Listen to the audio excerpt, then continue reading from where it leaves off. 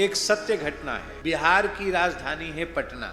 पटना में एक बड़े भक्त सेठ रहते थे। उन सेठ के पास एक ब्राह्मण देवता पर उन्होंने कहा कि सेठ जी, हमको जगन्नाथपुरी दर्शन की इच्छा है, आपकी कृपा हो जाए तो हम जगन्नाथपुरी चले, माने कुछ मार्ग व्यय की व्यवस्था कर दें तो हम जगन्नाथ जी का दर्शन कराएं। तब सेठ जी ने मार्ग व्यय की व्यवस्था कर दी और व्यवस्था करके 100 रुपया दे दिया।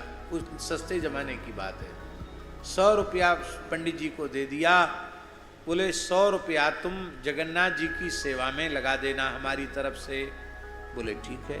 अब पंडित जी जहाँ होके जाते, किसी न किसी संत के यहाँ रुकते तो उस रुपया में से संत सेवा कर देते। उस जमाने में बहुत सस्ते में आता था।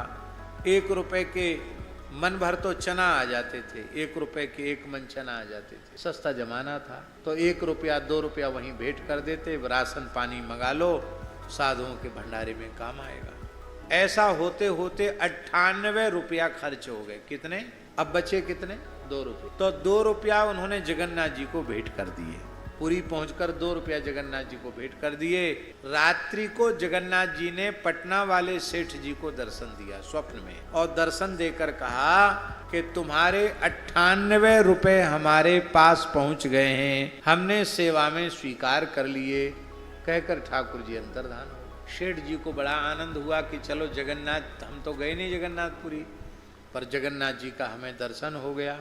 और जगन्नाथ जी ने यह भी कह दिया कि हमने 98 रुपए तुम्हारे स्वीकार कर लिए, तो हमने तो 100 भेजे थे, पंडित जी ने 2 रुपए बचा लिए क्या? अथवा हो सकता है खर्च हो गए होंगे, ज्यादा खर्च हो गया होगा, जो कुछ भी बात है। जब पंडित जी लौट के जगन्नाथ जी से आए, उनके लिए निर्माल्य प्रसाद, खाजा प्रसाद लेके आए, जगन्नाथ जी का पटका चीर लेके आए, सेठ जी को दिया। तो सेठ जी ने पूछा, कहो पंडित जी, जगन्नाथ जी का दर्शन करके आए? बोले हाँ, बहुत बढ़िया दर्शन हो गया। तो आप अन्यथा मत मानना, हमने जो सेवा दी थी वो अर्पित कर दी। सेवा करते हुए गए, 2 रुपए बचा था, वो 2 रुपए हमने जगन्नाथ जी को भेंट कर दी। तब सेठ जी के नेत्रों से श्रुधार बहने लगी, पंडित जी की आंखों से श्रुधार बहने लगी।